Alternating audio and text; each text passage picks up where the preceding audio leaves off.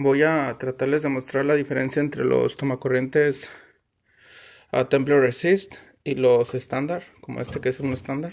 Miren. Bien. Estas conexiones se salen muy fácil. Eso puede falsos contactos. Como pueden ver. Miren. Miren. Se salen muy fácil.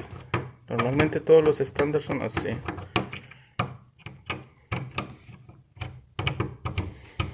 Okay.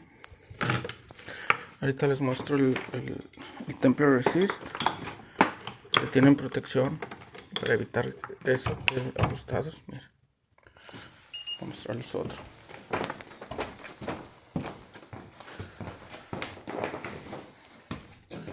Todos estos son estándar, como ven.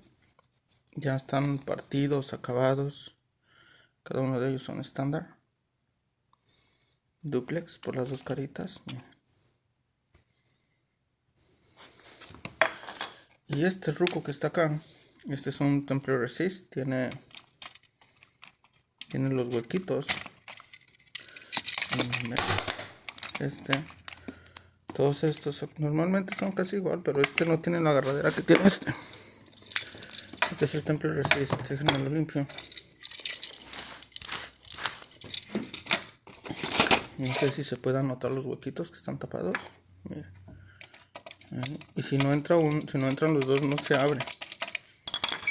Tratan de meterle uno y no entra.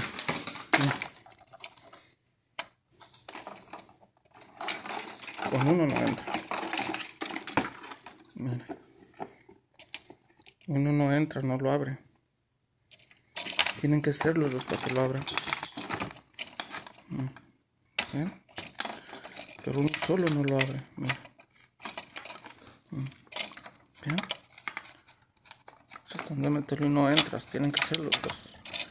Por eso son los Templar Resist. Para los niños y eso no pueden meterle alambres, tenedores en la casa y esas cosas. Tienen la protección contra esto. Esos son los más recomendados.